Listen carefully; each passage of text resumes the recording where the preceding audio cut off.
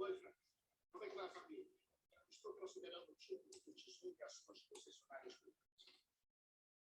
No final dos anos 70, o negócio bancário não era um emprego que dava pessoas em dinheiro. Era uma grande chatice. Cheio de fracassados, como corretor de seguros ou contadores.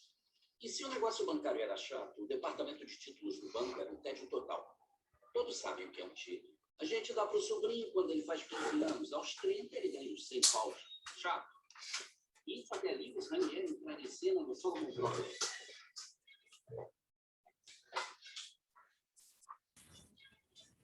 Pode não saber que mas ele mudou a sua vida mais do que Michael Jordan, o iPod e o YouTube juntos. Tudo bem, senhores. Vamos fazer dinheiro para cá. Vamos ganhar. O que você acha? Pois é. Lewis não sabia ainda, mas ele mudou o negócio bancário para sempre, com uma ideia simples. O título, lastreado em hipoteca residencial ou MDS grifado. Você tem a hipoteca de uma pessoa comum, taxa fixa, certo?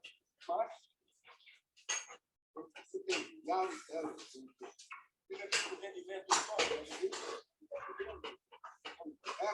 é que não paga hipoteca? Não exatamente a avaliação de direito desse tipo. Esse título, senhores, a classificação de título. É exatamente o que o Fundo de Pensão do Estado do Risco está procurando. 20 milhões. Agora, peça alta. 25 milhões. Estava chovendo dinheiro. E pela primeira vez, o banqueiro passou do country club para a boate de striptease. Em pouco tempo, ações e poupança eram quase irrelevantes. Eles ganhavam 50, 100, 200 milhões por ano com títulos hipotecários e dezenas de outros títulos.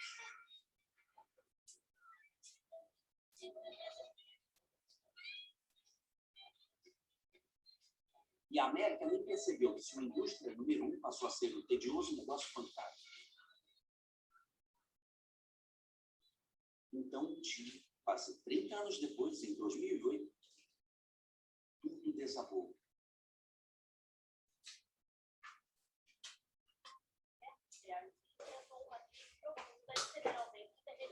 Considerada a pior crise financeira dos tempos modernos, mas com certeza é o pior desastre financeiro deste país em várias décadas. No fim, os títulos hipotecários de Lewis Ranieri viraram uma monstruosidade que levou a economia mundial ao colapso. E nenhum especialista, líder ou comentarista sabia o que estava por vir. Acho que a maioria de vocês ainda não entendeu o que aconteceu. Você repete o jargão técnico que alguém falou para não parecer idiota. Nossas instituições financeiras são foda. Mas algumas pessoas esperavam isso. Enquanto o mundo estava na maior festa, alguns pequenos investidores e esquisitões viram o que ninguém mais viu. Eu não. Eu não sou esquisitão. Eu sou muito bacana, mas me apresento depois. Essas pessoas viram a grande mentira no coração da economia e conseguiram isso fazendo o que aqueles idiotas nunca pensaram em fazer. Investigar.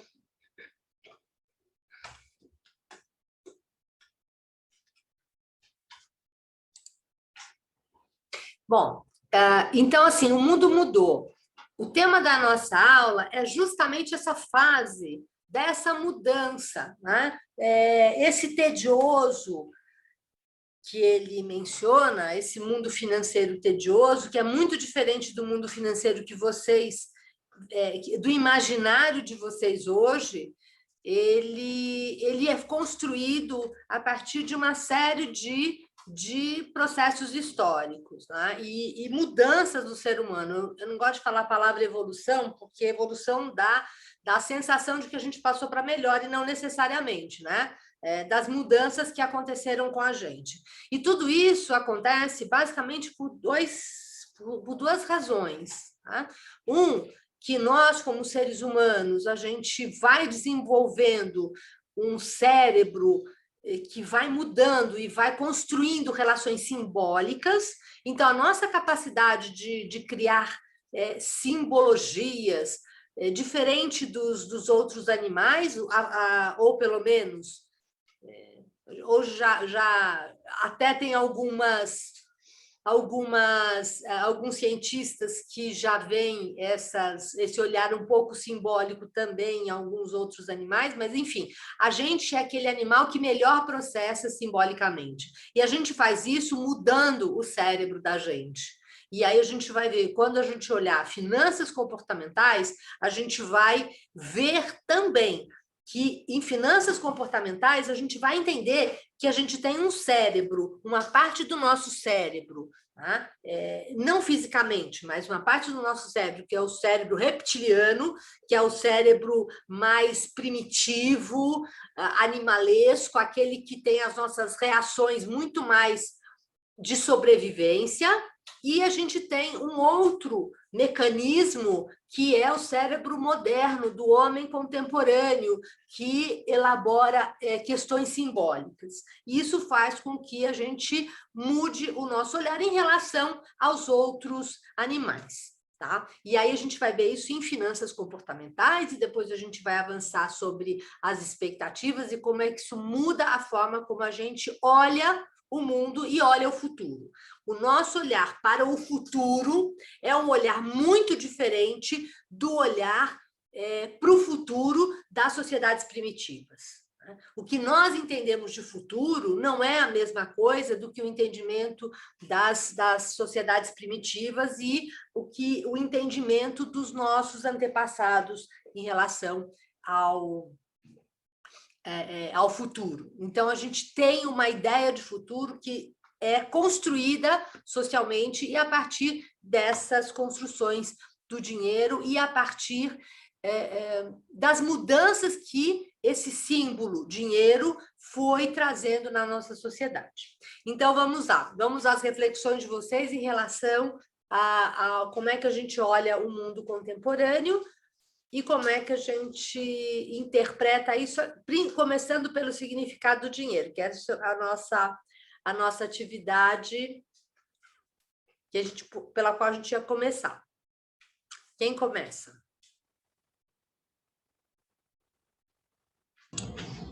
Larissa, pode ser a gente?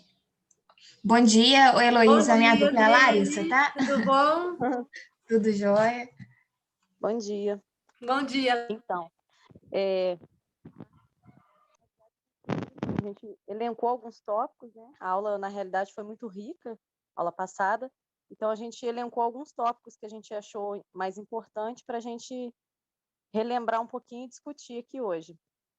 E aí eu vou começar falando 2 tópicos e depois a Andriele fecha com mais 2 que a gente elencou. O primeiro que a gente observou e refletiu bastante foi em relação à crítica do capitalismo, né? Capitalismo falido, que foi comentado.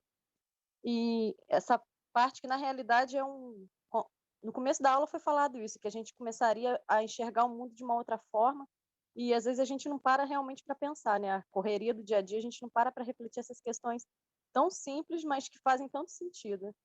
E essa parte do capitalismo falido, onde fala, né, da ultraexploração da natureza, né, os impactos negativos, e o capitalismo gera essa criação e maximização do valor para o acionista.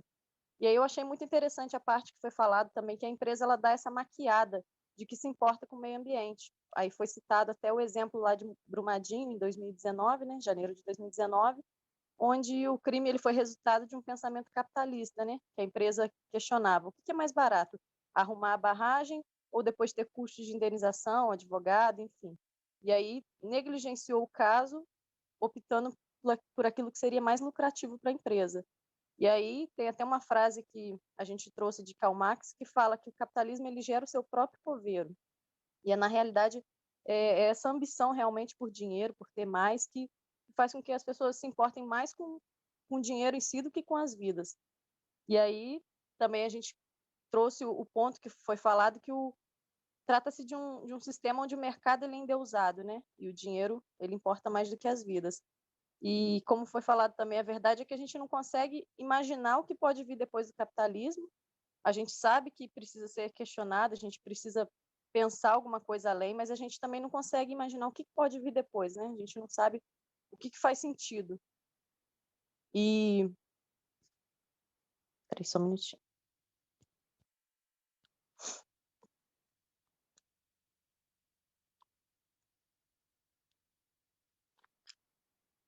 E também, como foi falado, né, que a gente nunca teve uma experiência de fato socialista ou comunista consolidada. O que houve foram arremedos de um social entre o capitalismo.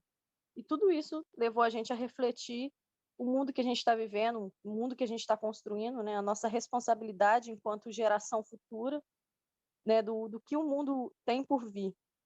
E aí eu peguei até uma frase também de uma professora de economia da Universidade do Estado de Califórnia, que ela pôde dizer: o capitalismo pode ter tirado milhões de pessoas em todo o mundo da pobreza extrema, mas a desigualdade pode ser corrosiva dentro de uma sociedade. E aí me fez até lembrar de um caso de um conhecido meu. Ele defende assim o capitalismo com todas as forças.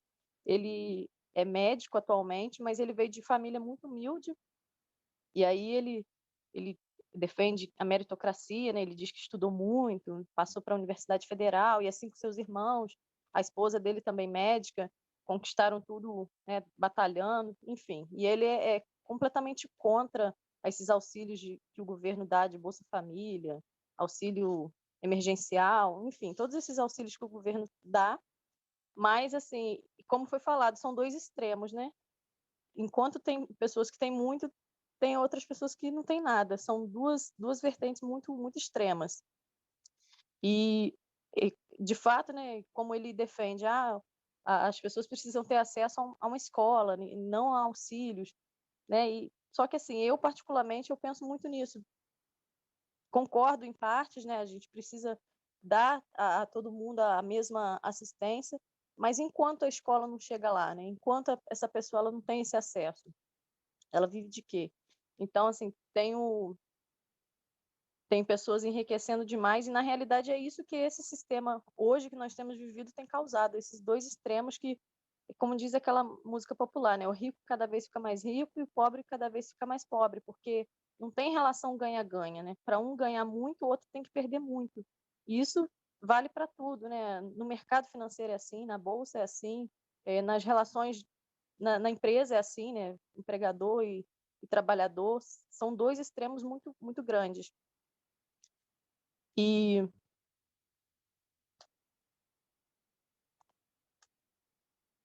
aí também nos faz pensar um outro tópico que a gente abordou, que é o valor que a gente dá ao dinheiro.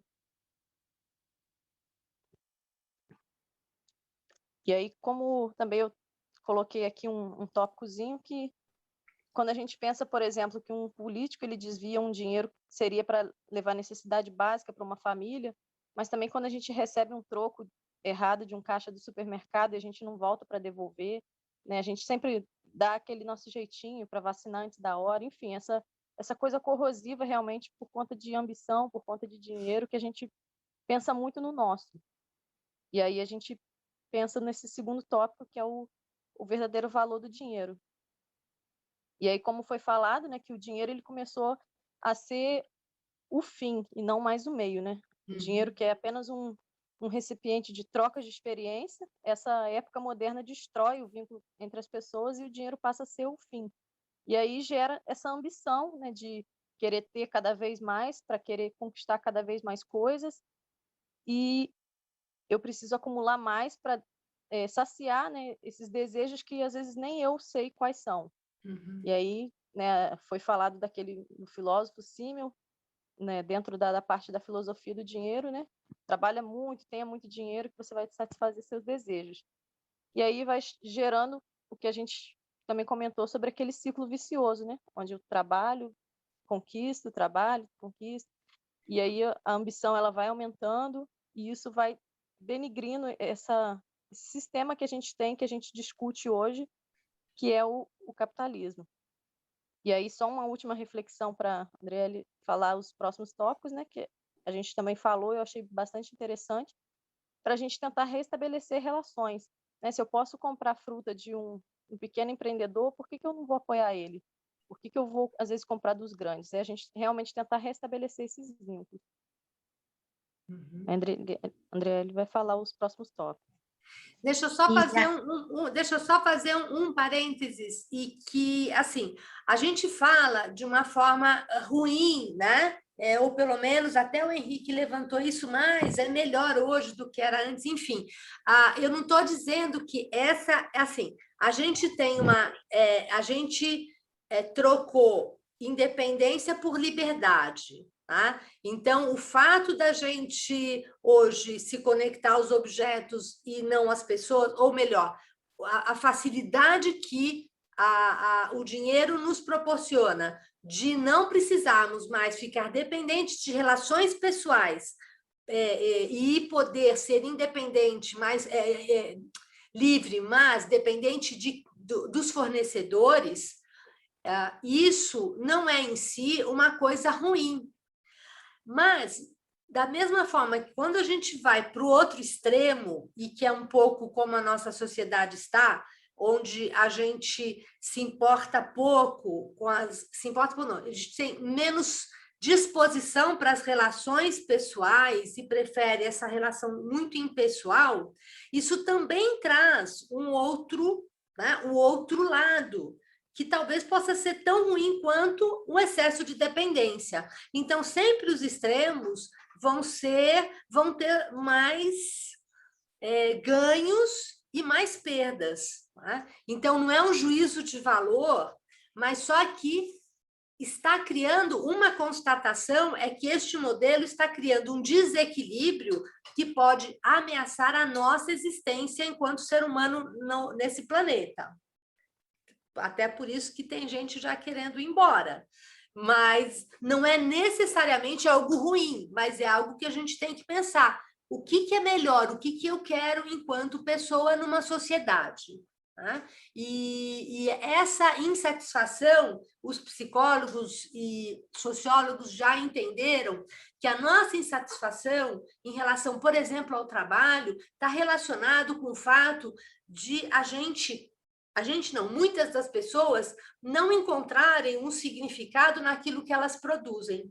O agricultor que plantava e colhia o produto que ia trocar na feira, ele tinha uma identificação com aquilo que ele produzia e ele se sentia...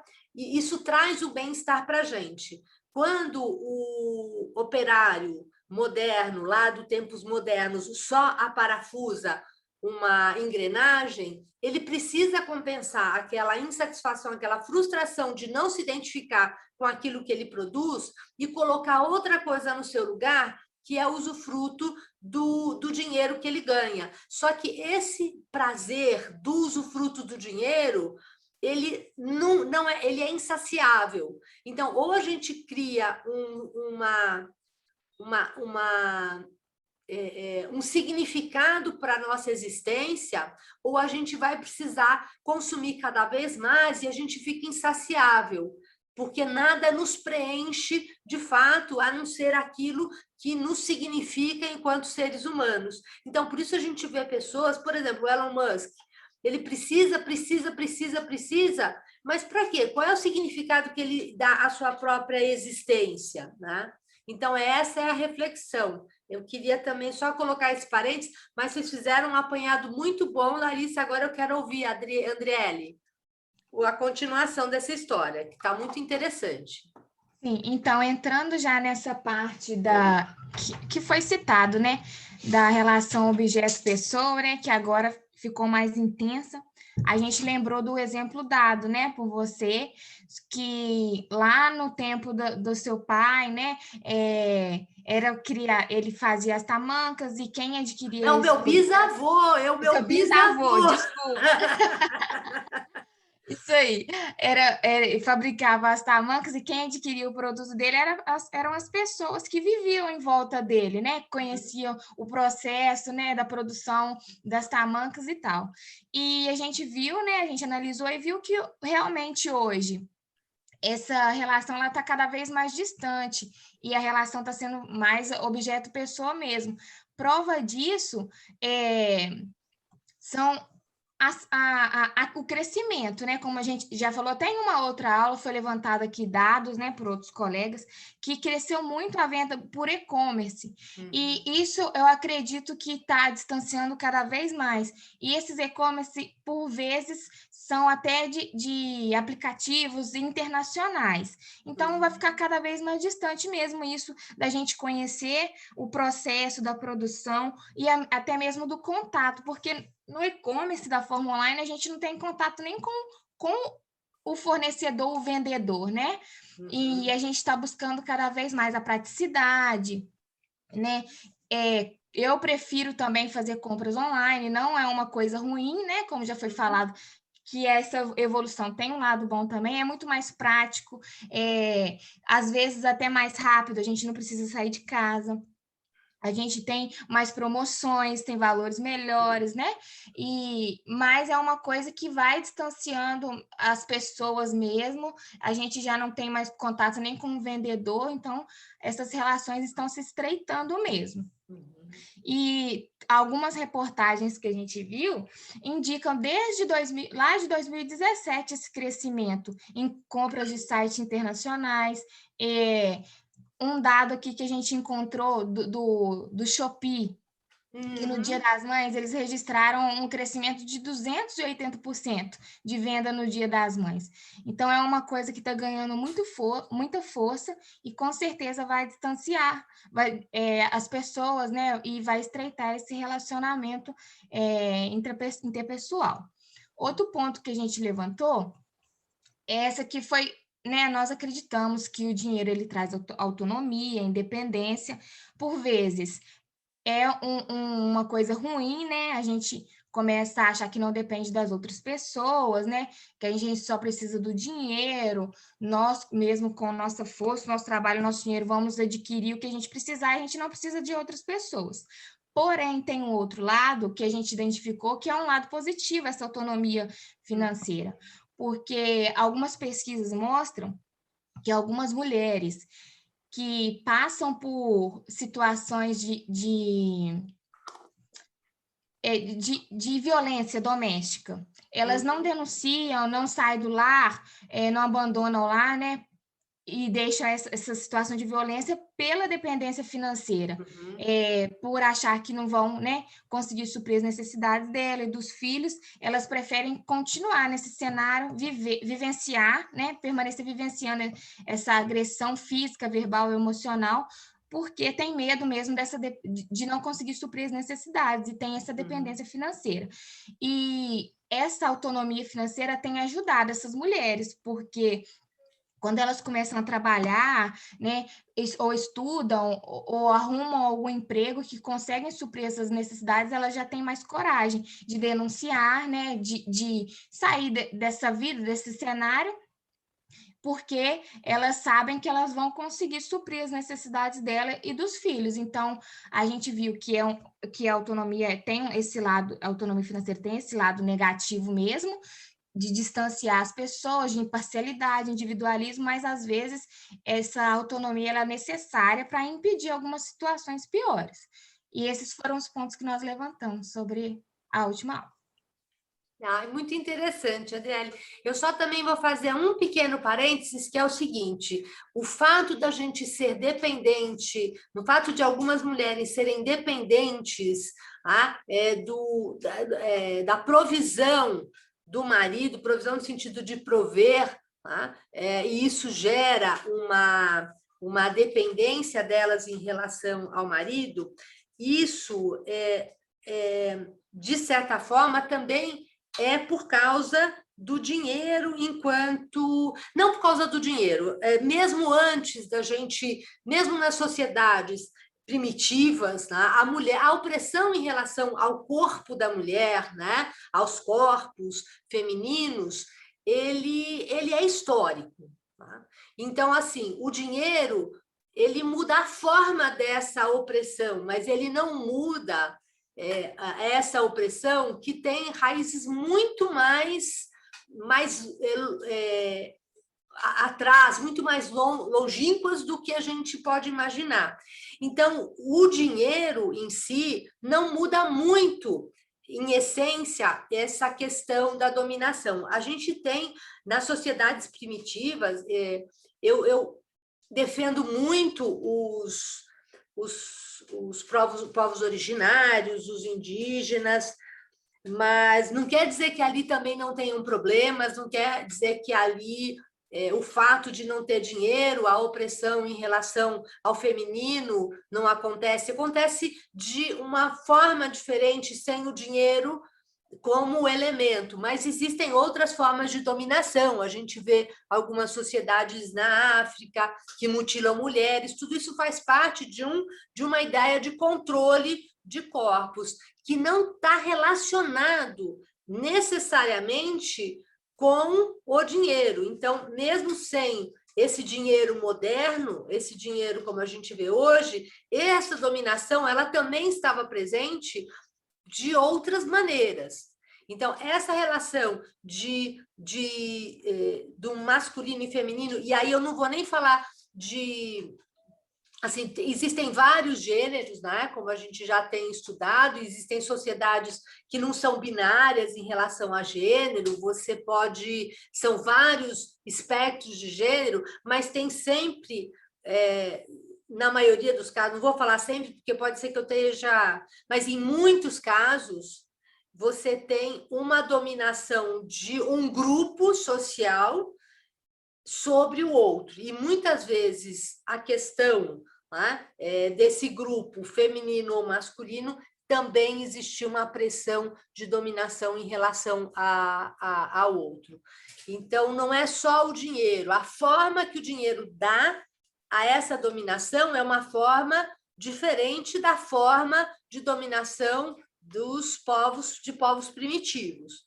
Mas essa questão do controle, eu nem sou uma estudiosa nisso, só uma curiosa, esse controle dos corpos parece que tem relação, né? Posso estar errada, mas parece que tem relação com o fato de se estabelecer uma relação entre o descendente e o corpo da mulher. Então, o fato dela gerar o descendente saber quem é, saber que o descendente é daquele animal, vamos dizer assim, não estou querendo ofender, mas vamos pensar assim, os leões, eles dominam, eles só querem que os descendentes deles sejam, eles querem só engravidar as fêmeas, porque eles querem só os descendentes deles. Tá? E aí os jovens vão tentar, ou eles saem, ou eles lutam para conseguir essa posição do dominador. Então, o dominador, ele tem do ponto de vista animal, ele tem esse instinto de querer ele controlar os genes que serão passados adiante. Parece, tá? Então, como eu disse, eu sou uma curiosa, eu não sou uma especialista nessa área, mas parece que tem uma relação com isso. E aí, de novo, com o nosso cérebro animal, primitivo, tá? E o dinheiro facilita muito em determinadas situações essa dominação. Ele é um instrumento de dominação muito poderoso, digamos assim. Mas é só essa, sabe, esse parênteses, porque o fato da mulher ter a sua fonte de renda não é essa a razão ou não da dominação ou não.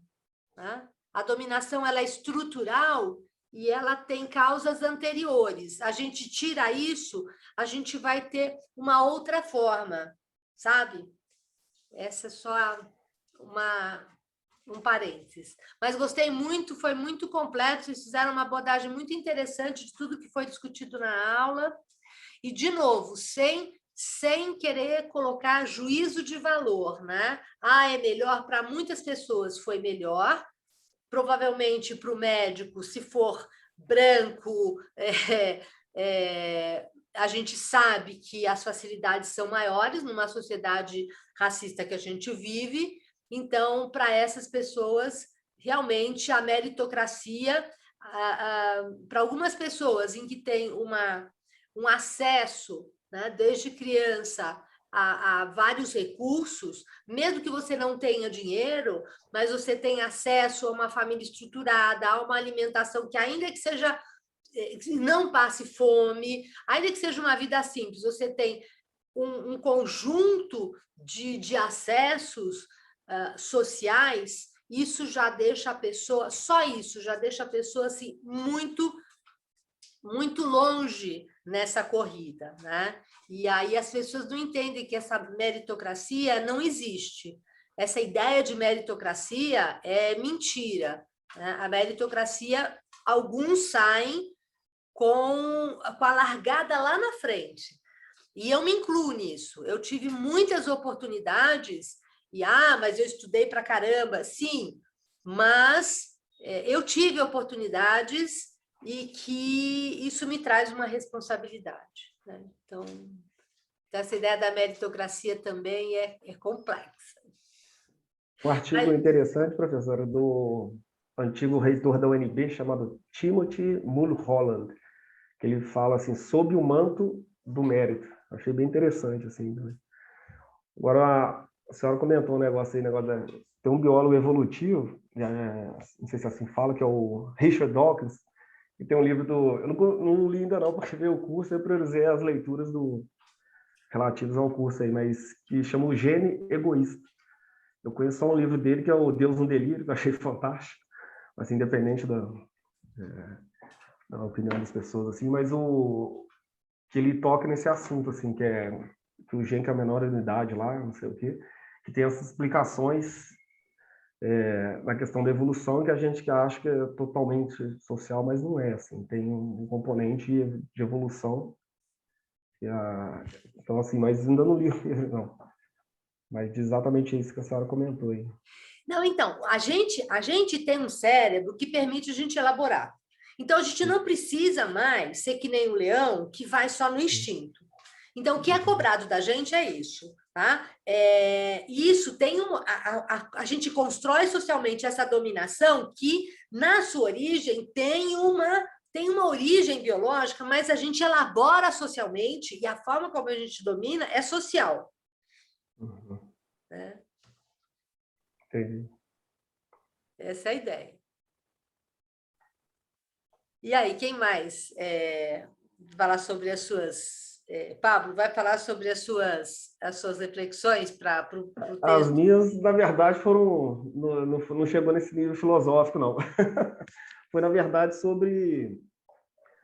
Quando a senhora comentou no final da primeira parte, a questão de estado do bem-estar social e liberalismo, eu já vi há algum tempo, assim, refletindo sobre isso, e eu vejo, assim, a questão que há muita confusão do meu ponto de vista, quando as pessoas acham que, por exemplo, um Estado liberal é como se fosse uma antítese ao welfare state, ou como se fosse um Estado fraco, e para mim é o oposto. Porque, assim, o que acho, por exemplo, você vê economias diametralmente opostas em várias dimensões, vou dar só um exemplo, Estados Unidos e Suécia, porém, elas são igualmente, assim, próximo, muito, muito próximo de uma economia de mercado. Ou seja, eu vejo, eu gosto muito daquele ranking da Fundação Heritage, né, que ranqueia os países baseado em 12 critérios, 4 macrogrupos, dividido em 3 por grupo, então 4 vezes 6, 12, e que mostra, assim, que não existe nenhuma incompatibilidade entre você optar por um modelo. Vamos supor que a Suécia está num extremo do espectro, eles têm aquele estado, assim, que, da visão do americano, é quase como socialismo, né, um comunismo lá. Você tem no outro extremo os Estados Unidos, mas qual a posição dos Estados Unidos em liberdade econômica? Lembrando que é 20, né? A da Suécia, 21, quer dizer, não tem compatibilidade. Eu acho assim, cabe à sociedade votar, depois escolher assim, não, quero um modelo assim, ou esse, ou algo intermediário, que pode ser várias coisas no meio. Mas isso tem um pré-requisito que de economias livres, tem maior prosperidade, tem maior, indiscutivelmente, uma relação direta com a prosperidade. Óbvio que eu não estou chegando nesse nível filosófico de um outro modelo de sociedade, estou dizendo assim, você vê o caso assim, Ruanda, o caso do meu ponto de vista interessantíssimo, veio de uma tragédia assim, incomensurável, e não para de crescer, até questão, a gente tocar em questão da mulher, é um dos 3 países que tem mais número de mulheres, por exemplo, no parlamento. Eles têm a cota de 30%, mas eles passaram isso. A sociedade, assim, você pensa assim, África, né? Fome, tragédia, pobreza, não sei o quê. Aí você vê a Botsuana, Ruanda está fazendo um trabalho espetacular, baseado nessas reformas desse ranking que eu gosto de acompanhar, né? E a gente, quando fala assim, em economia de mercado, todo mundo pensa numa financiarização. E não é. Você vê, um dos 12 critérios, né? Olha lá, Estado de Direito, integridade do governo, eficiência judicial, saúde fiscal, quer dizer, não é só a questão de investimento, liberdade financeira, essas coisas de mercados, não. Vai além disso. A própria Não, deixa questão eu só da... fazer um parêntese aqui. A gente vai discutir agora, né, nessa aula, justamente esse processo de financiarização e como é que o mundo se formatou a partir desses fundamentos financeiros. Então, essa discussão sobre a forma econômica que a gente está organizada é muito o tema dessa aula aqui. Então, na aula anterior, assim, como é que o dinheiro e os seus significados organizam a vida da gente, né? Sem pensar nessa parte mais econômica, essa parte mais de reflexão sobre o dinheiro e os seus significados e como muda ou não as relações entre as pessoas, porque é isso que vai ajudar, né, essa liberdade em relação que o dinheiro dá, é que ela ajuda a estruturar uma ideologia que possibilita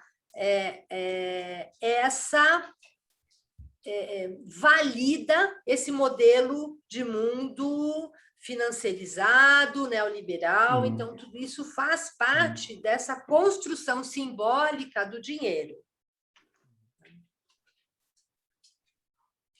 Quem mais habilita?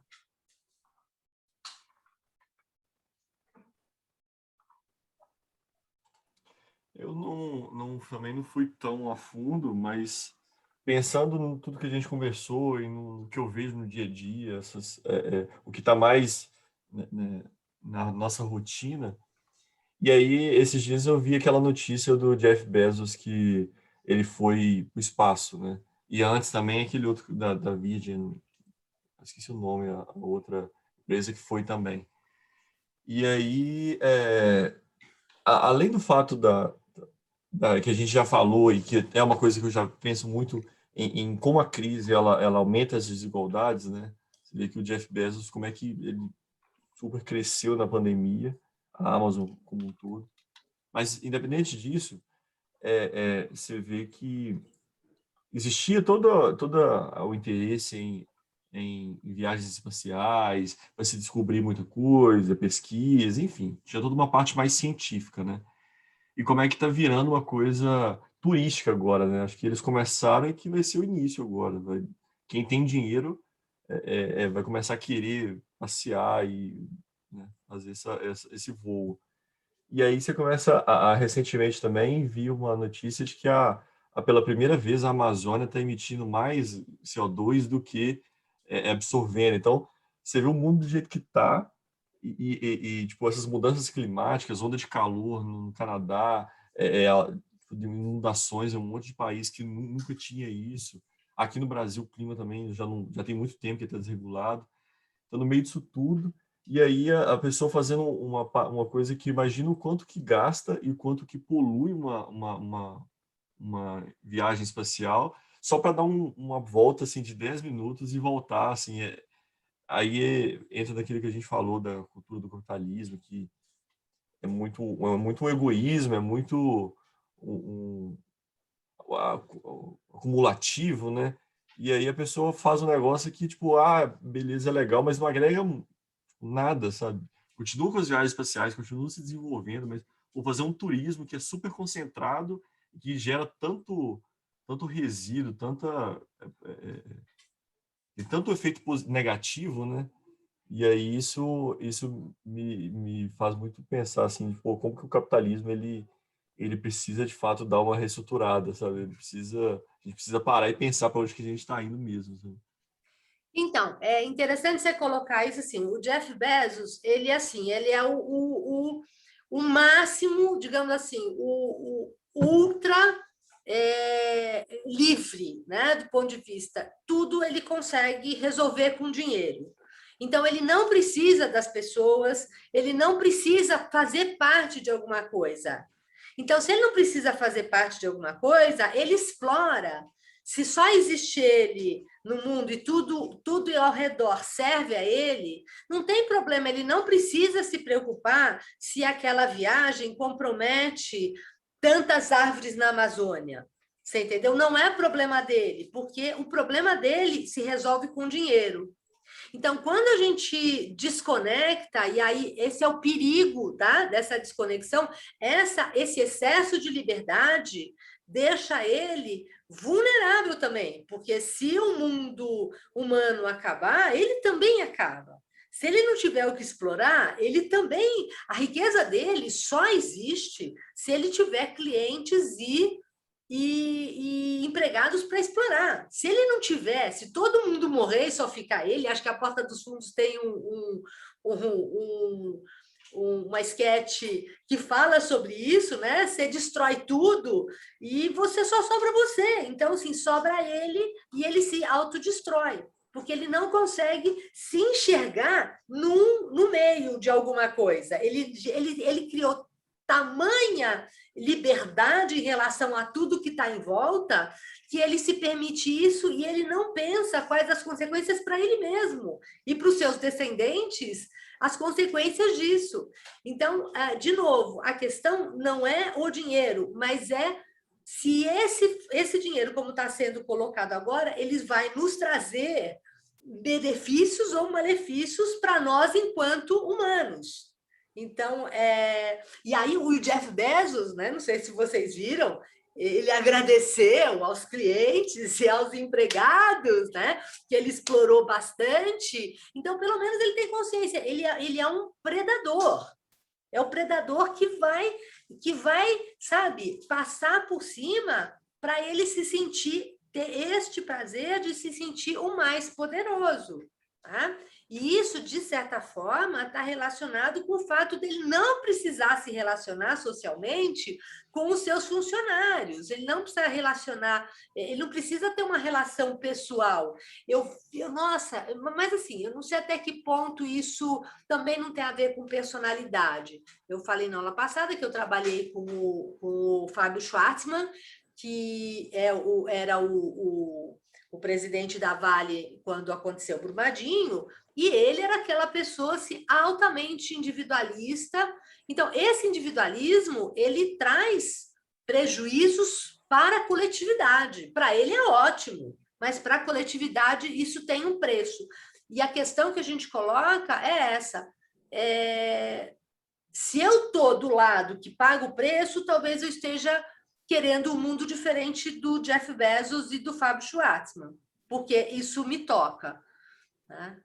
Então, é complicada essa dimensão, né? E aí a gente tem que pensar de que lado a gente está. Mas a gente também constrói uma ideologia de dizer o seguinte, olha, você, Uber, você é um empreendedor, você pode se tornar o Jeff Bezos se você se esforçar. Então, ele se coloca naquilo e ele se deixa explorar. Porque se ele tivesse consciência de que ele nunca vai chegar nem sabe, nem para limpar o chão do Jeff Bezos, se ele tivesse essa consciência, ele talvez pensasse um pouco diferente. Então, a questão é de que lado que eu estou dessa balança para saber como eu me posiciono. Mas a relação do dinheiro, do Bezos com o dinheiro é muito, muito simbólica dessa independência. Ele não depende de nada e de ninguém. Tudo ele resolve com dinheiro. Até amor ele é capaz de resolver com dinheiro. A pessoa vai lá ficar apaixonada por ele, né? Dependendo do quanto ele pagar. Ele vai ter pelo menos enfim, a pessoa vai ser a melhor artista para dar essa impressão a ele. É complexo. E aí, essa aula vai ser muito legal, porque a gente vai falar um pouquinho de como as coisas chegaram até aqui. Tá? E aí, a gente é que vai dizer para onde que a gente vai. Né? Quem mais se habilita? Professora, Oi. Elizabeth falando. Oi, Elizabeth. Falando sobre a questão de como o dinheiro organiza a vida da gente, né? Aham. Essa relação de facilidade versus confiança. Eu vou contar um fato que aconteceu comigo recentemente, que eu acho muito pertinente, tem um pouco a ver com a nossa aula aqui. E engraçado que eu tinha dias atrás comentado isso com meu esposo e assistindo a sua aula, eu falei, nossa, tem tudo a ver. A frase que eu uso hoje é: o dinheiro está perdendo respeito. Por quê? Nessas minhas férias, eu fiz uma viagem de carro com meu esposo, nós fomos para Gramado de carro. E no retorno para Juiz de Fora, né, nós fizemos uma parada para dormir, e eu entrei num site de viagens e busquei um lugar para a gente repousar. E cliquei num hotel lá, e quando eu estava olhando o aplicativo, né, o site, eles me deram um valor X de diária, e que eu achei muito interessante. Eu falei, Jonas, vamos ficar aqui mesmo, que o valor tá bom, é perto da BR, é fácil a gente ir embora, enfim. Quando eu cliquei para poder efetuar a reserva, o site me deu um valor 2 vezes a mais do que ele tinha me mostrado no primeiro momento. E aí, tentei cancelar a reserva e falou, o site falou, se você cancelar, você vai ter que pagar o valor da diária do mesmo jeito. Cheguei lá no hotel, expliquei para o moço a situação. O moço falou assim, olha, não posso fazer nada por você, você vai ter que entrar em contato com o site. Aí é que entra o ponto da conversa. Entramos em contato com o site, nós ficamos quase 1h30 tentando falar com o site, tentando resolver o problema, não conseguimos resolver. E aí, a gente já estava muito cansado, porque a gente estava muitas horas na estrada, aí eu falei com meu esposo, vamos dormir aqui mesmo, porque o transtorno que já nos causou, né, e até resolver não vai dar em nada. Aí dormimos lá e tudo. Aí no outro dia, quando já estava a caminho, tentei de novo entrar em contato com o aplicativo e nada deu certo. Resumindo a história. Aí eu até conversei com meu esposo. O nosso dinheiro está perdendo realmente o respeito, porque você confia no aplicativo que é muito conhecido, eu uso muito, e aí, né, quando eu precisei deles para resolver um problema, eles não nos deram atenção, simplesmente não nos atenderam, ficou por isso mesmo. Até meu esposo falou assim, vamos entrar na justiça, mover uma ação. Eu falei assim, eu não sei nem se vai dar certo. Então, usando esse link dessa minha experiência, né, com a sua aula, eu percebo, né, a minha opinião, até conversando aqui com meu esposo, fazendo uma reflexão, o dinheiro realmente está perdendo respeito. As pessoas que estão por trás disso, né, estão usando a facilidade e pensar assim, você tem dinheiro para pagar, então você tem que aceitar o que nós estamos oferecendo para você. E diante disso, eu fiquei muito decepcionada, perdi a confiança nesse site que eu uso para viajar, e aí abri uma reclamação e falando, não vou usar mais o site por causa disso, para eles terem a ciência do erro que aconteceu, né, e demonstrar minha insatisfação. Então, você até usou uma frase aí que eu achei muito legal, citei, vou citar de novo, né? Como o dinheiro organiza a vida da gente. Organiza para o bem, mas também organiza para o mal, porque gera um desconforto, mexe com o nosso estado emocional, né? Cria uma ilusão que não é, e a gente decepciona. Voltei para casa, assim, chateada, né? Mas, enfim. Então, muito interessante, o que está debatendo é o que acontece mesmo na vida da gente, né? No dia a dia a gente vive mesmo essa relação dinheiro, facilidade, praticidade, confiança, respeito, e é o que está se perdendo ao longo do caminho, né? Por conta do capitalismo, o rico, né, querendo ser mais rico e explorando aqueles que estão, né, sujeitos, subordinados a eles, né? E a gente acaba, de uma certa forma, sofrendo com isso, né? Com esse capitalismo exagerado até. Até entro no outro... Eu entro até num outro ponto, na sua aula que eu estava assistindo, falando sobre os valores religiosos que estão perdendo a credibilidade por conta do capitalismo. E realmente, hoje, né, no geral, religiosamente dizendo, a gente só ouve falar do dinheiro. E a essência espiritual mesmo, né, que é das coisas de Deus, acabam se perdendo, se diluindo ao longo das conversas, né, uma vez que ressalta sempre o capitalismo. Então, acaba frustrando a gente, né? A gente fica se entristecendo por tantas coisas. Né? Então, é exatamente isso. Quando a gente olha o dinheiro como um fim e não como um meio, ele se coloca no lugar de um Deus. Então, a gente faz tudo pelo dinheiro e não pelo que ele proporciona. A gente dá valor ao dinheiro por ele em si, né? Não dizendo que todo mundo faz isso, mas a nossa sociedade, a sociedade como está estruturada hoje, ela ajuda que a gente tenha, se a gente não pensar, a gente vai ter esse tipo de entendimento, o dinheiro como uma finalidade, tá? E as relações pessoais vão ficar menos importantes. A ideia de se ter um ranking, né, de uma classificação, e você substituir a confiança que você tinha no vendedor da esquina por uma pontuação. Isso ao extremo, para quem quiser assistir Decoded Bias, né? Que é um filme que está na Netflix, que é um documentário sobre os aplicativos, sobre os algoritmos, né? Que a gente vai falar na parte, quando a gente vai falar de novas formas de capitalismo, capitalismo de plataforma, capitalismo de vigilância, as big techs, a gente vai refletir sobre isso, como é que a gente substitui a confiança pessoal por uma confiança algorítmica, né? E pela votação das pessoas. E aí isso também está relacionado com esse distanciamento entre as pessoas que se relacionam com os objetos e não com as pessoas. E que essa forma do dinheiro, como a gente conhece hoje, o dinheiro na modernidade, como vai falar o Simmel, faz com que a gente facilite esse distanciamento das pessoas. Mas facilitar não quer dizer que a gente, como humano e como seres inteligentes, a gente não possa fazer, sabe, o meio do caminho. Para aí, já fomos muito para cá, agora vamos usar o dinheiro como meio, vamos usar a tecnologia, mas vamos também se relacionar com as pessoas, né? E aí, se a gente começa a valorizar isso, a gente também pode ter uma mudança na sociedade. Mas isso vai ser para a geração de vocês. A minha geração já fez muito, muito estrago. Agora, vocês são cringes, né? Agora que eu estou pensando, vocês são cringe, né? Tudo cringe aqui? Então, daqui a pouco vocês já estão falando para os jovens, olha, vocês é que vão ter que dar conta, porque a geração anterior a gente ferrou com a vida da gente, agora vocês vão ter que consertar. Ô, professora. Oi, Henrique.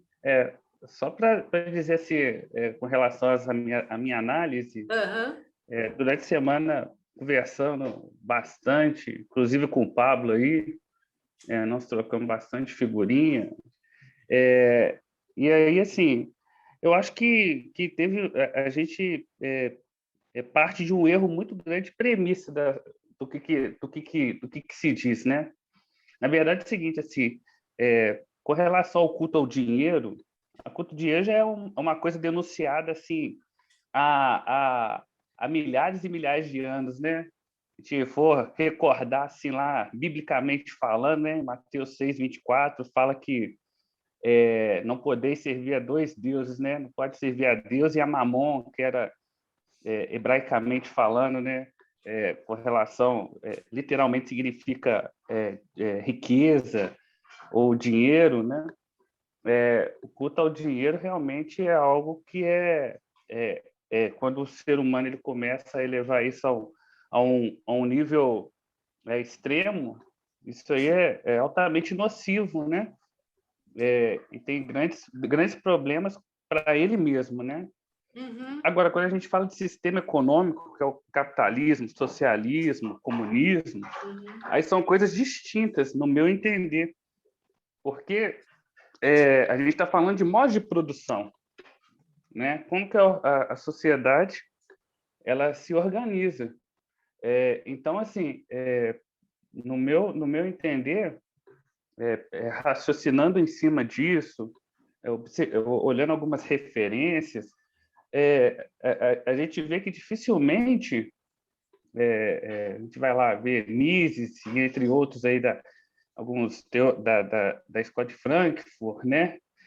São coisas que não de certa forma, são conceitos diferentes. Da mesma forma que um conceito diferente, que são complementares na minha visão, que eu acho que não são distintos, procurei até observar o significado da palavra em si, né? Igual independência e liberdade, né?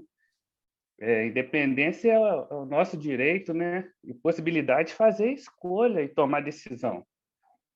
Agora, a liberdade é a consequência disso. A liberdade é condição das nossas escolhas de serem aceitas. Então, assim,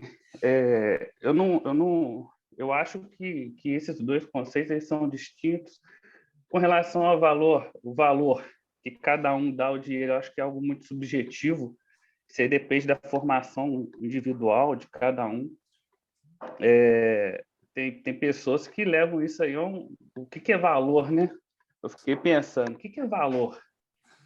O que é um valor para mim, né? Quais são os meus princípios?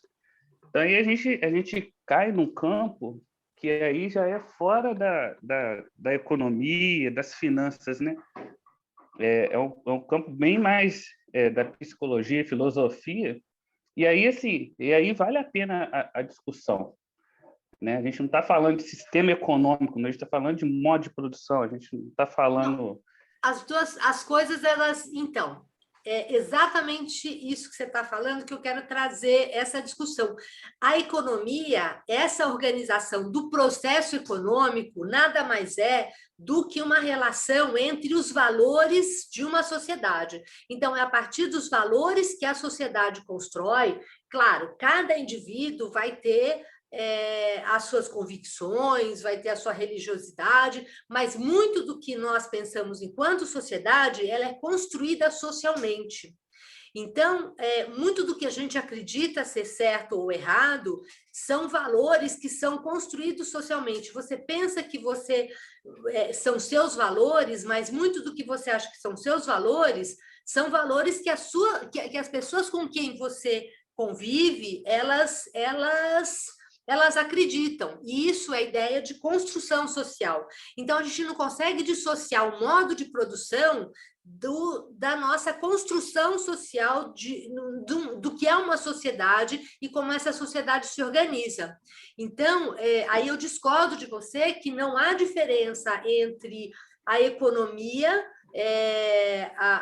como eu me relaciono com o dinheiro, do sistema econômico e da psicologia. A gente vai ver isso justamente em psicologia econômica.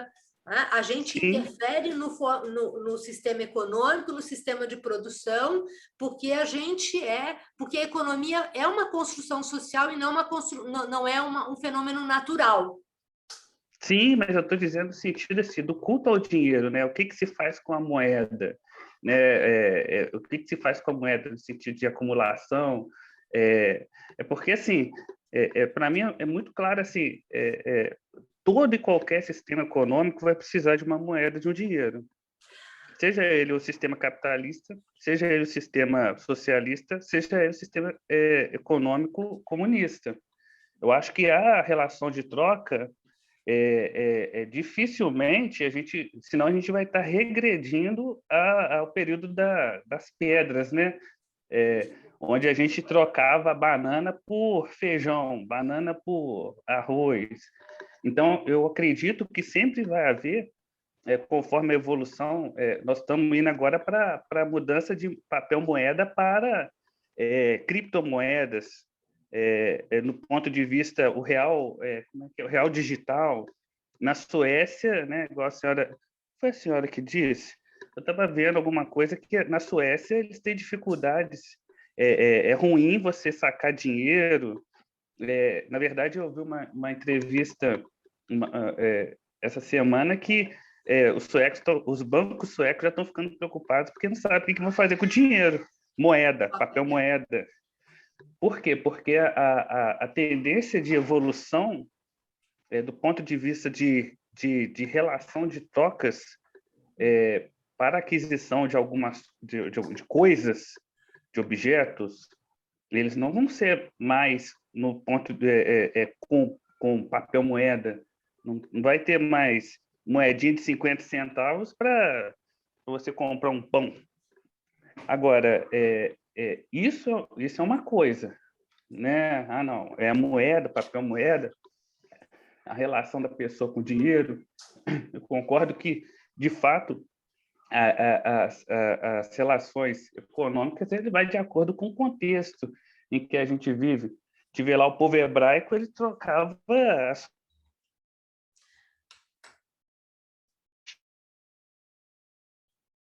Henrique, acho que China falhou. trocava lá os seus tecidos por outras coisas. Então, deixa eu Opa, só voltou?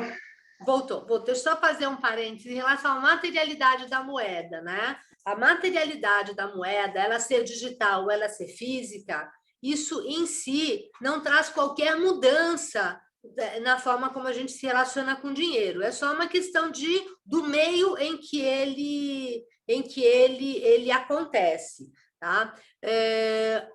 O que eu acho só um pouco digamos, perigoso, a gente... E assim, eu não vou dizer que a gente evolui, né?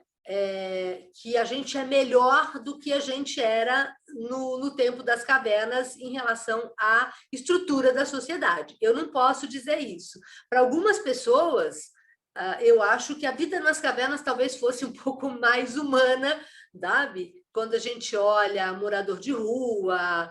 E, às vezes, a gente pode pensar nisso. Então, eu não gostaria de dizer que a gente está melhor hoje do que antes e que, por conta da forma como a gente se organiza socialmente, a gente tem uma sociedade melhor e mais justa. A gente tem uma sociedade diferente. Melhor para alguns, talvez não tão boas para outros. A gente tem sempre o trade-off. Acho que você, né, do trade-off, né? A gente Isso. ganha e a gente perde. Então, o fato da gente não, por exemplo, construir uma sociedade em que o dinheiro, ou pelo menos essa construção do dinheiro, ela não exista, isso não quer dizer que a gente não coloque uma outra coisa no lugar. Então, pensa que em algum momento da nossa sociedade não existia dinheiro. Talvez a gente possa se relacionar de uma outra forma. Então, imaginar que a gente não pode viver sem dinheiro é a mesma coisa do que imaginar que a gente não pode, né, que não existe... É mais fácil pensar no fim do mundo do que no fim do capitalismo. Porque esse dinheiro e o processo de acumulação típico do capitalismo... ele gera uma forma como a gente pensa a sociedade. Aí você vai falar assim, mas essa forma de endeusar o dinheiro é de pessoa para pessoa. É verdade. Mas uma coisa que os psicólogos, como eu já falei, já adiantam que isso ajuda a gente ter esse apego pelo dinheiro, é o fato de que muitas vezes, e nesse ponto eu sou muito privilegiada, porque o meu trabalho é um trabalho onde eu tenho o controle, então eu tenho uma satisfação enorme com o meu trabalho, porque o que eu faço do começo ao fim. Eu tenho uma liberdade absurda, tá? Na faculdade, onde eu escolho como dar aula, eu faço a minha ementa, eu proponho. Claro, eu preciso dos meus pares para dizer, para validar aquilo que eu estou fazendo. Mas eu tenho uma satisfação porque o meu trabalho, eu tenho o controle do começo ao fim. O meu bisavô, quando produzia as tamancas, ele tinha aquela satisfação emocional de pegar uma coisa do nada e transformar noutra e entregar. Então, essa satisfação que a gente, como humano, tem de ter um significado, então, o que eu faço tem um significado, tá? O que eu faço vai ajudar aquela pessoa a proteger os pés, e quando a gente tira isso, a gente tem que colocar outra coisa no lugar. Então, o dinheiro, como fim, ele vai nessa direção de uma satisfação emocional, porque eu perdi a satisfação de poder de ter o significado de produzir alguma coisa que vai contribuir para aquela comunidade onde eu estou. Então, isso é que ajuda com que as pessoas coloquem o dinheiro como um fim e não como um meio. Então, o problema não é o dinheiro como meio, né? Mas a gente depender do significado do dinheiro para colocar no lugar dessa relação simbólica da gente como humano. A gente como humano, a gente precisa se sentir alguma coisa. Se você viver sozinho, na Lua, sozinho, você vai enlouquecer, mesmo que você tenha tudo que você quer. Mas a nossa interação social, ela é muito importante. Sim. Eu estou só querendo dizer que assim, a questão da acumulação do dinheiro ou qualquer outra coisa que vai se colocar no lugar, por exemplo, eu acho que na crise do café, o Brasil acumulava café. Ele servia de troca para alguma coisa. Então, o problema não é a acumulação de um determinado, da moeda em si. Se a gente estiver falando de acumulação de coisas, não, a pessoa antigamente acumulava-se seda, antigamente acumulava-se, sei lá o quê, banana, café, qualquer coisa. E aí isso era troca, não? Não se acumulava. Não se acumulava porque não tinha como gastar. Então, você produzia, você não acumulava, você gastava no próximo. Por exemplo, nas sociedades primitivas, por exemplo, os meus avós, eles produziam trigo e centeio para produzir o pão para o ano. Então, tinha um ciclo, ele não acumulava pela acumulação. Você entendeu? Então, sim, mas por uma necessidade. Não, então, mas ele não tinha assim, eu vou acumular além do que... Essa ideia de acumulação, ela começa com a ideia da propriedade privada, em que agora eu só vou produzir aqui e eu quero agora não só produzir o meu, mas eu quero comprar o do vizinho, eu quero tomar o do vizinho e cercar. Então, essa ideia de acumulação exponencial, tá? Que o dinheiro proporciona, essa acumulação ela é contemporânea, ela não é desde que o mundo é mundo. Tá? Sim, mas você nos disse assim, que a gente tem uma construção que, com relação a algumas coisas que são primitivas, né, falou com relação aos leões, da procriação e tal. Assim, se a gente for trazer isso ao extremo, né, dizendo assim, dos animais, o ser humano ele teve em algum momento a necessidade de guardar a caça, alguma coisa, por mais tempo do que era necessário para ele, para a sobrevivência da espécie. Então, vamos lá. Exatamente isso. Agora eu vou trazer o exemplo dos búfalos nos Estados Unidos. Né? Olha só, os animais, eles caçam, mas eles não caçam todos os animais, porque a onça ela vai caçar para comer. A hora que ela comeu, ela vai descansar.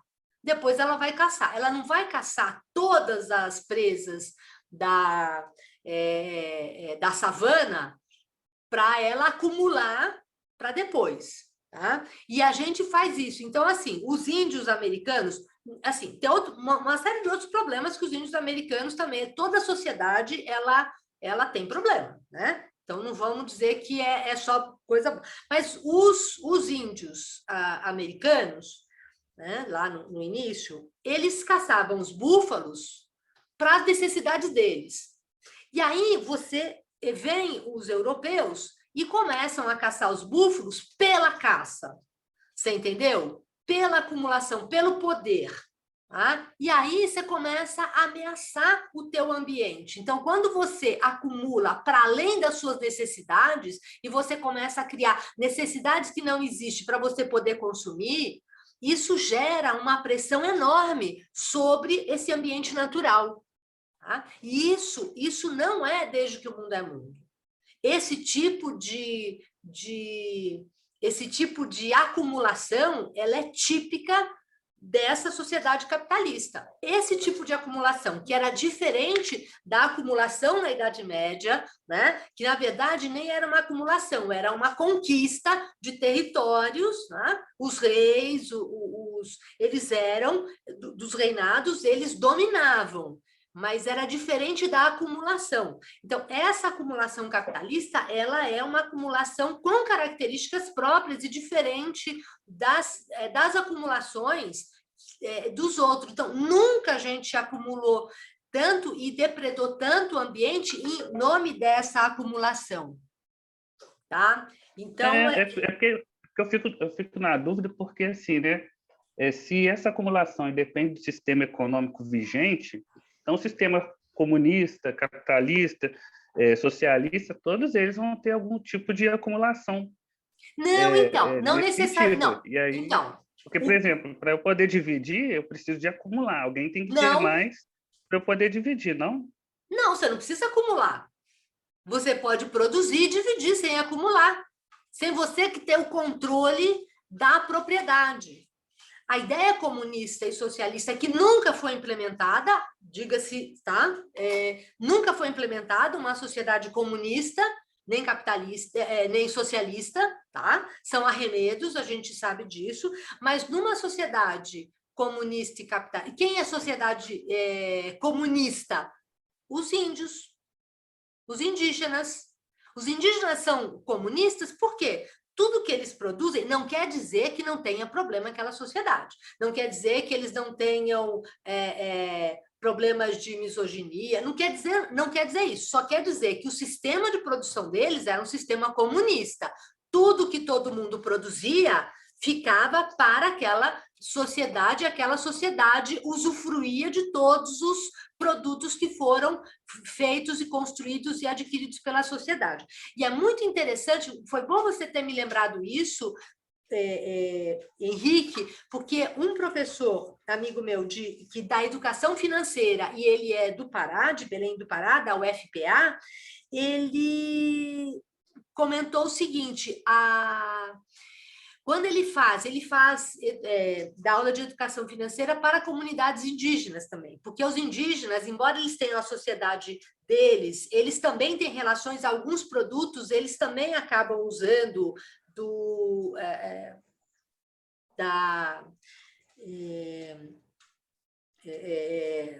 né? Não, eles não produzem tudo lá e eles trocam dinheiro, enfim. Tem alguma relação entre a sociedade indígena e o mundo externo, digamos assim, mesmo os aldeados.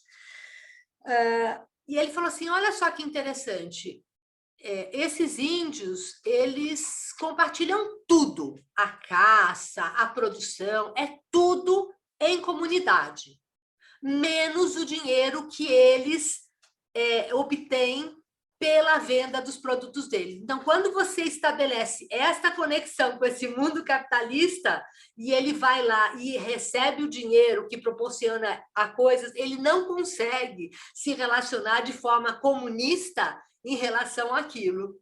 Tá? Agora, as sociedades primitivas, muitas delas eram comunistas. Os indígenas são comunistas em essência. Sim, mas aí, assim, ninguém... eu penso, nunca tive numa aldeia indígena, ou coisa parecida assim, mas para isso ocorrer, alguém vai ter que controlar e nem todo mundo vai dividir o mesmo pedaço de carne. Então, aí eu fico nessa dúvida de quem que vai definir a regra do jogo dentro do sistema... dentro desse sistema econômico, né? Porque então, no sistema capitalista, quem define a regra do jogo, igual a Elizabeth falou, né? Ela fez uma compra com uma empresa, a empresa ela não a atendeu a contento e provavelmente ela não repetirá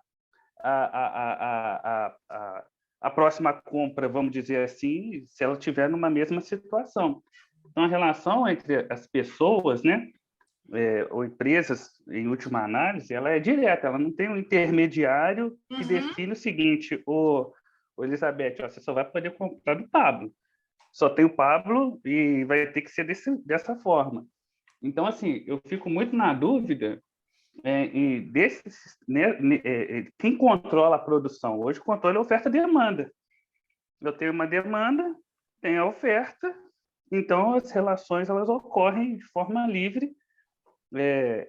Livre.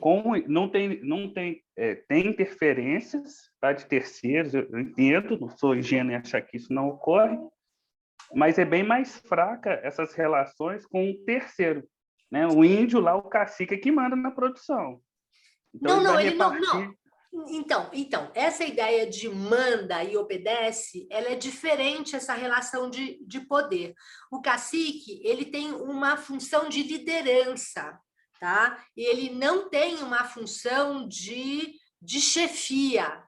É diferente a forma de relação. Você se relaciona assim, ele é líder porque ele tem mais sabedoria, porque ele é capaz de conduzir aquele grupo de uma forma melhor para o grupo. Então, a ideia de grupo, a ideia de coletividade antes do individual, tá? Isso é mais forte do que na sociedade capitalista. Eu gosto muito do Ailton Krenak, né? Que, assim, ele não separa o indivíduo da natureza, e, assim, a questão da individualidade é diferente, porque aqui a gente estabelece muito quem sou eu, Heloísa, quem é você, Henrique, quem é o Pablo. Para os povos, alguns povos indígenas, essa separação dos antepassados e da natureza e da árvore, as coisas se misturam muito. Tá? Então, não há, assim, a liderança é diferente do mando. Então, quem vai ficar com o maior pedaço de carne, supostamente, se o líder é um líder justo, vai ficar aquele que mais precisa. Né? Quem é que precisa? Mas aí que... Aquele que não conseguiu ir, quebrou a perna. Só um minutinho. Aquele que quebrou a perna, e aí um dado muito interessante, os arqueólogos, acho que arqueólogos, eles olham as sociedades em que tem ossos reconstituídos, ou seja, o indivíduo dessa sociedade quebrou o osso e teve tempo de se recuperar e não foi abandonado, isso é um sinal civilizatório. Ou seja, esse indivíduo que no tempo das cavernas ou no tempo primitivo, ele quebrou a perna e ele ficou parado, alguém alimentou e ele não produziu nada. Você entendeu? Essa é a diferença. Quando eu olho no coletivo, eu olho para isso. E aí eu não necessariamente preciso do dinheiro, eu não preciso acumular. Eu preciso produzir para satisfazer as necessidades materiais daquela comunidade. Como vai ser dividido, isso não é a relação de quem produz mais vai ter a maior parte. Tá? Então, a ideia da comunidade. Isso, mas aí é isso que eu estava dizendo, assim, porque aí vai muito, como a senhora disse, né, da liderança. Depende de quem está então, vamos mudar o termo, não é de quem manda, né, mas de quem controla, ou de quem... De quem lidera, de quem lidera. A liderança é isso. A liderança é essa ideia de que não é o mando. Você entendeu? O líder ele pode ser deposto a qualquer momento. O chefe não. O chefe tem outros instrumentos de dominação. Isso, mas geralmente uma sociedade indígena, isso aí é passado, de antepassado, através de lutas. A pessoa já vamos dizer assim, de certa forma, predestinado e ser lá, a veio lá o pai dele era o cacique e tal, teoricamente, ele reuniria as condições para ser um líder e tal. Mas, enfim, assim, é isso que eu não entendo, porque, assim, qualquer sistema econômico ele vai haver distorções em várias medidas, né? Então, assim, seja no sistema econômico capitalista, né, onde que existem distorções com relação a quem tem mais dinheiro, né? Vamos dizer assim, quem tem mais recursos e quem tem menos recursos, seja isso ocorrer no sistema capitalista, seja no sistema socialista ou no sistema comunista, porque sempre vai haver pessoas desiguais, né? Não vai ter Então, a questão igualdade justa para tudo. Então, a ideia de justiça também é uma ideia socialmente construída. Então, que tipo de justiça que a gente quer? Aí a gente vai organizar a sociedade para isso. Tá? Eu quero uma sociedade, eu, Heloísa, quero construir uma sociedade com um tipo de justiça que talvez seja diferente do seu, mas talvez a gente, para conviver em sociedade, a gente tenha que chegar num acordo em que, tudo bem, eu cedo um tanto, você cede outro tanto, e a gente pode conviver, sabe? Em que eu não sou ultra explorada e você vai para o espaço, você entendeu? Às custas de outros. É basicamente isso. Não é dizer que é melhor ou é pior. Para algumas pessoas é melhor, para outras pessoas é pior. Então, enquanto sociedade, a gente que vai ter que construir socialmente. Tá? Essa é a ideia. Se é uma sociedade comunista, se é uma sociedade capitalista, se é uma sociedade comuno-capitalista, se é uma sociedade chinesa que a gente não sabe que nome que tem, que não é comunismo, não é capitalismo, é uma outra coisa que a gente não sabe o nome, tá? E o que é melhor e para quem? Essa é a pergunta. Uhum. Era só essa análise que eu fiquei pensando durante a semana. Eu queria só colaborar aí bastante com o Pablo, porque vendo essas coisas aí, aí descamba até para outras coisas. Do Henrique, assim, eu, no meu estreito entendimento, eu vejo assim, tecnicamente falando, sem qualquer juízo de valor, por favor, é que sociedade verdadeiramente comunista, eu vejo as primitivas, né, que chamamos aí de indígena.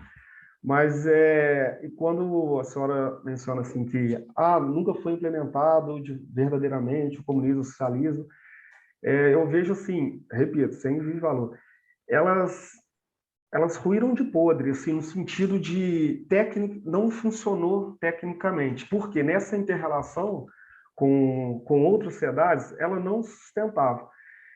Tanto que, a senhora comenta, dá um exemplo especificamente de uma sociedade que funciona de fato no comunismo, mas nessa inter-relação com o outro, ela não consegue dar esse mesmo dinamismo.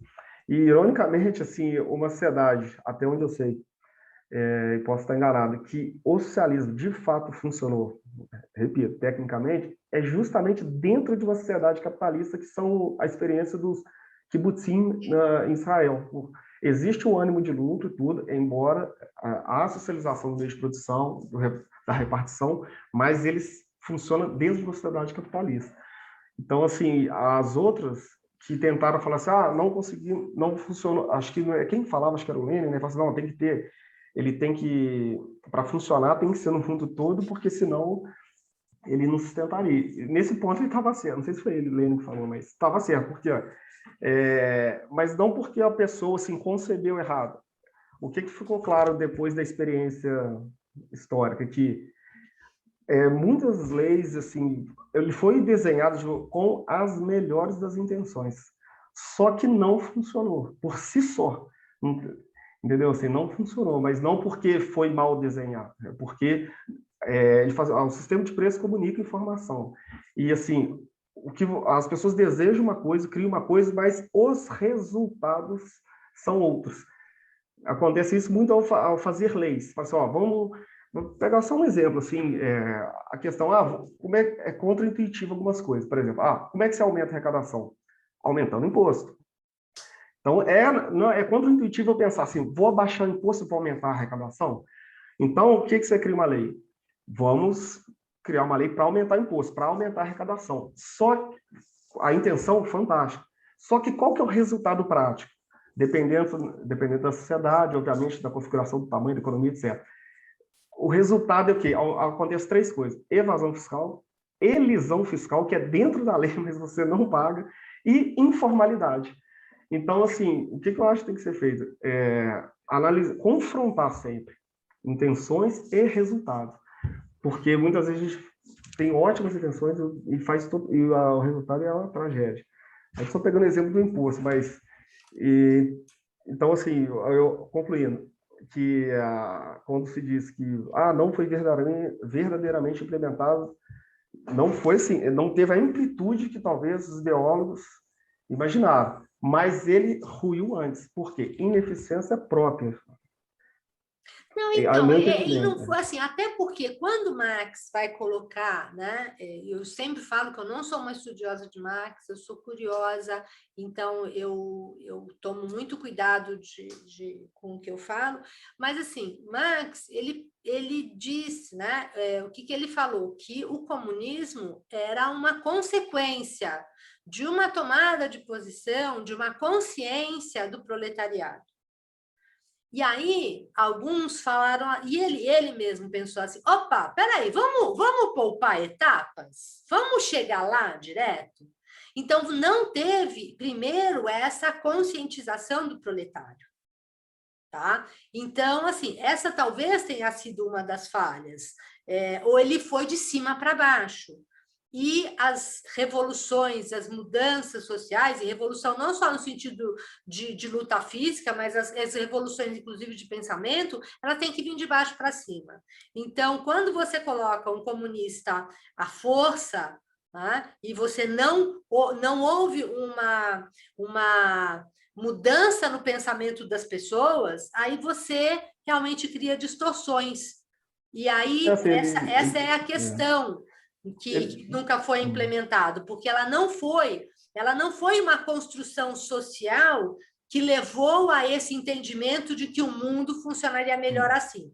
Ela foi assim, olha, tecnicamente, conceitualmente, a gente vai chegar lá depois de muito sofrimento, para que eu vou sofrer tanto? Vai lá e passa por isso. Eu me lembro sempre da história da metamorfose da borboleta, que isso foi uma coisa no primário que a professora falou, isso me marcou muito, né? Uma historinha de uma menina que, vendo toda a dificuldade da borboleta saindo do casulo, ela facilitou o trabalho da borboleta e a borboleta morreu, porque aquele processo, aquele sofrimento da borboleta era uma etapa importante.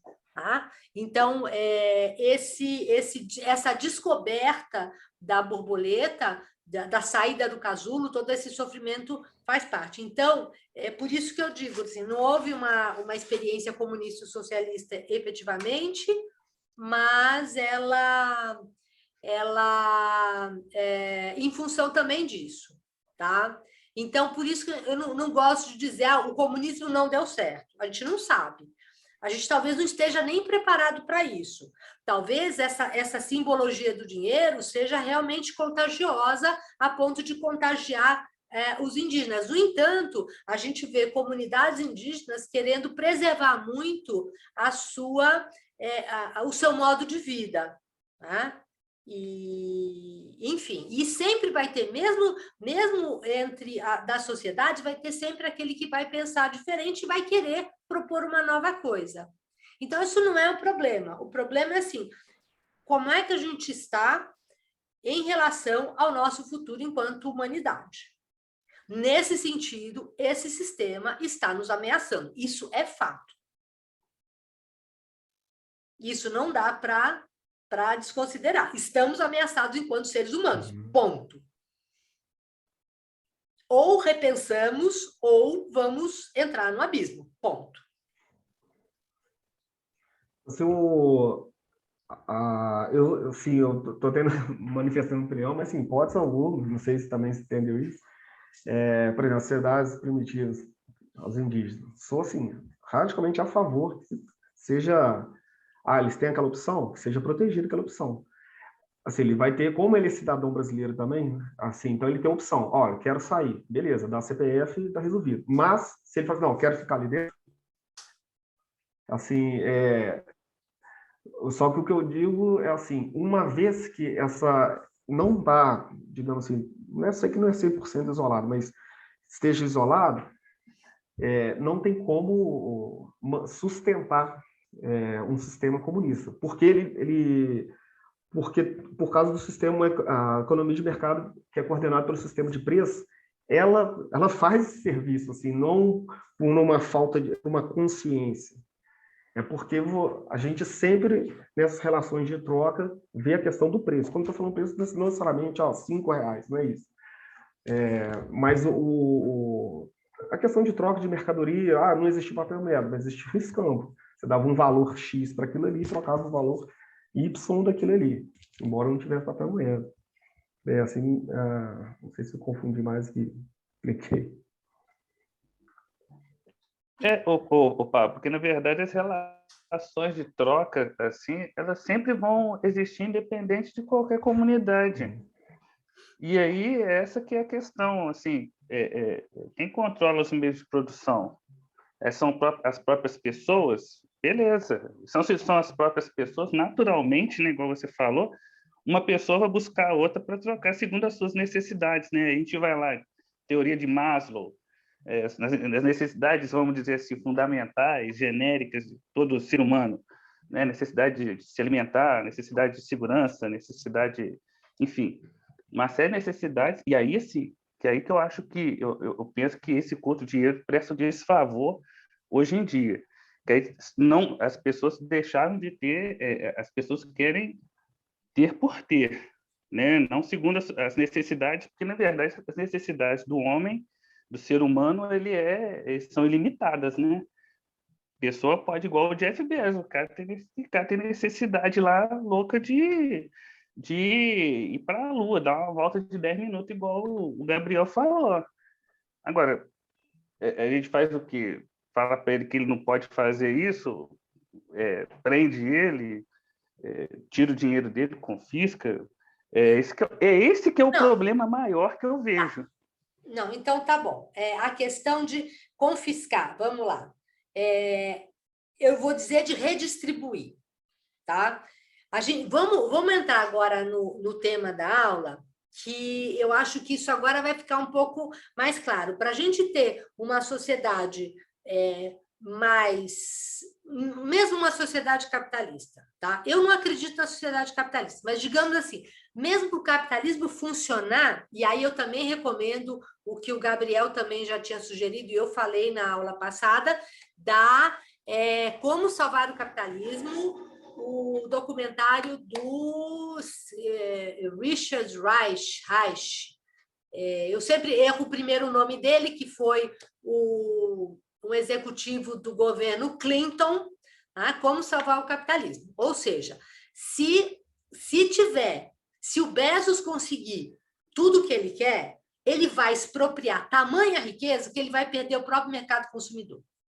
Então, esse desequilíbrio que a gente vive hoje, ele é ruim para o próprio capitalismo. Independente de eu querer ou não o sistema capitalista, isso está destruindo o capitalismo. E é basicamente essa a mensagem do Reich naquele documentário. Vale a pena ver. Se você não assistiu, Henrique, vale muito a pena a reflexão dele, para se a gente só vai salvar o capitalismo se a gente der um pá na riqueza desses milionários e redistribuir isso. Senão, a gente está condenado ao fracasso. Tá? A conclusão dele é essa, mas vale muito a pena porque ele mostra muitos dados na sociedade americana que a gente toma como dá uma certa, né, traz ela como um pouco idealizado. Né? Então, deixa eu começar a colocar, e agora eu vou então fazer o seguinte.